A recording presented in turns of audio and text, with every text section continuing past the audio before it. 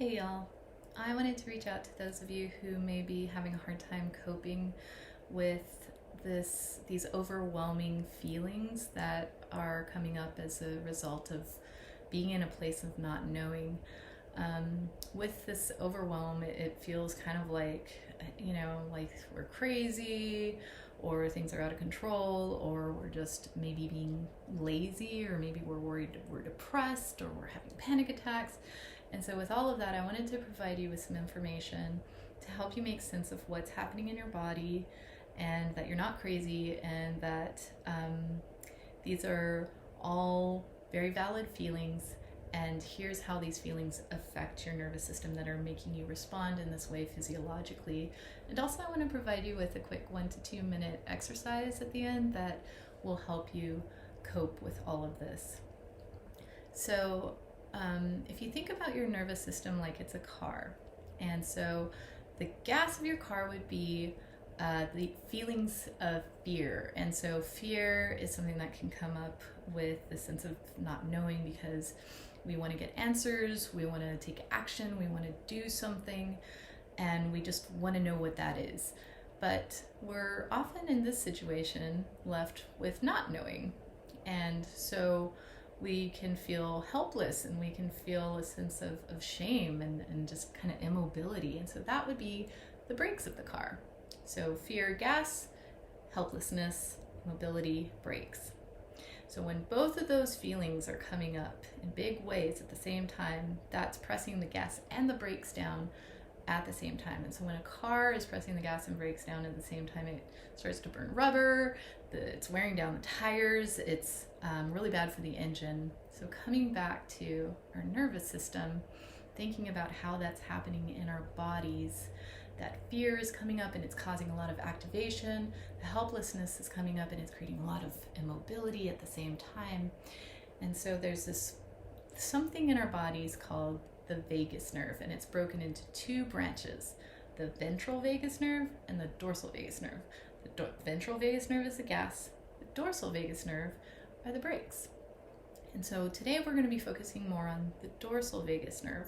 So as you can tell, it's kind of part of the problem, but it can also be part of a way to cope.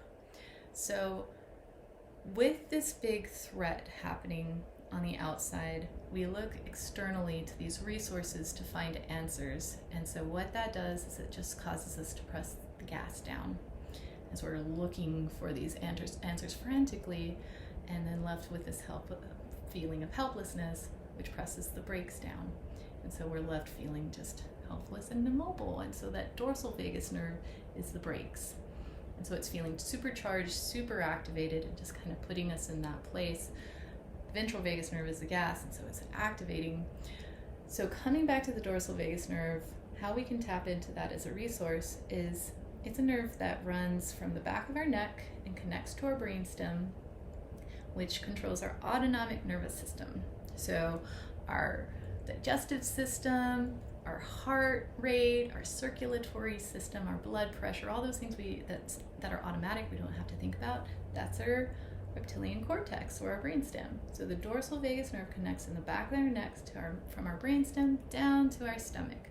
So when we're feeling in this, like, really activated and also immobile, our stomach constricts and it becomes really tight. Sometimes it becomes really nauseous.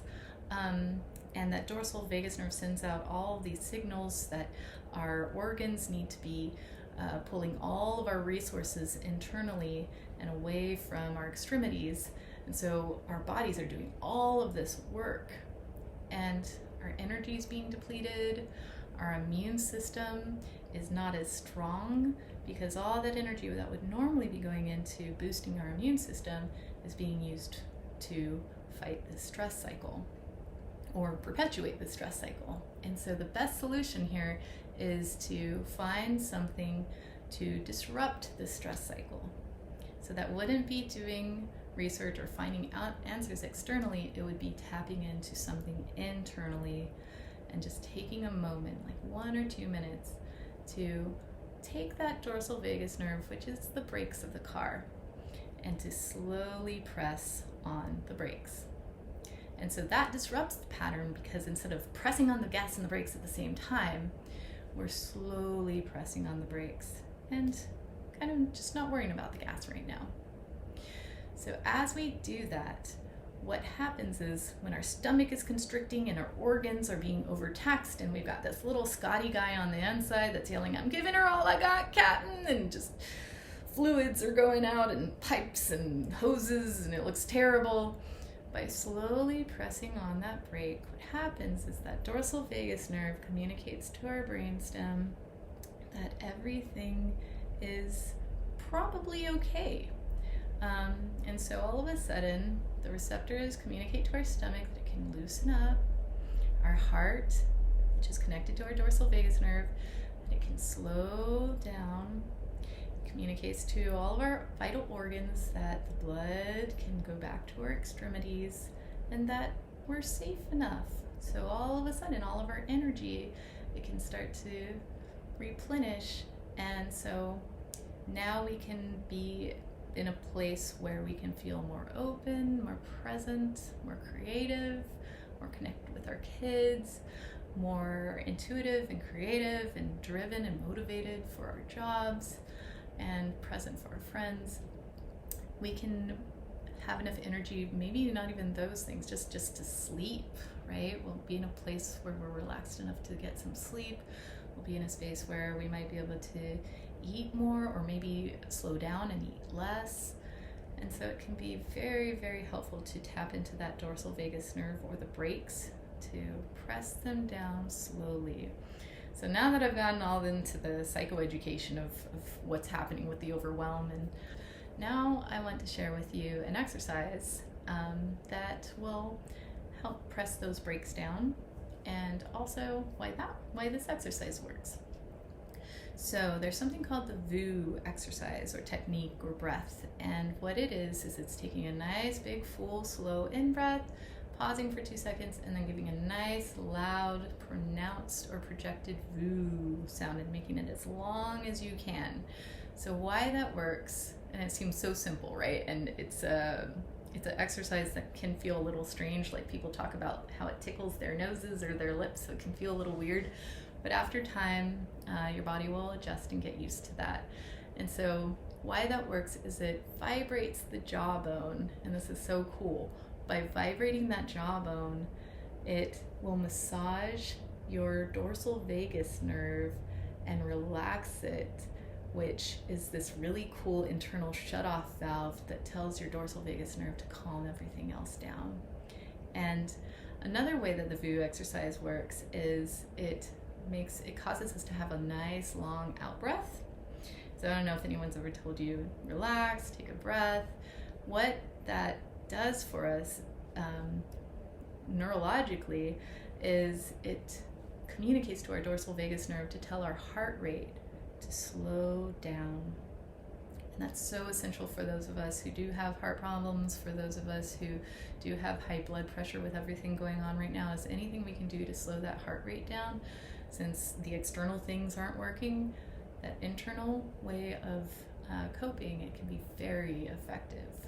And so the VU exercise is an especially potent one. So here's how it works.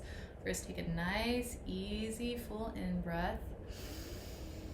Pause for 2 seconds, and then give a nice long VU sound.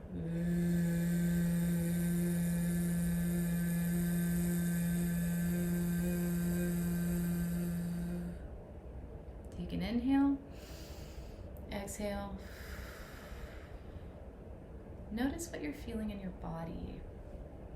Maybe there's some sensations coming up. Maybe there's some emotions. Maybe you're feeling really relaxed. Maybe there's even an image. Like for me, I'm actually noticing like a red balloon that feels kind of rubbery and stuck right here. And so that's what an image could look like. And so with that there, I kind of know there's a little bit of little discomfort, and it's not really painful or anything. It's just kind of a noticing a sensation, right? So when I just say discomfort, it could just be like a thing, like a tightness or something, real mild and tingly.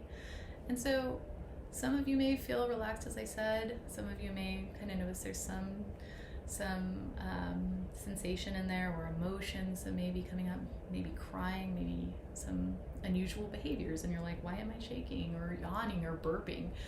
And so that's all just kind of your body discharging or letting out any of the stress. And so it may feel weird, but just go with it.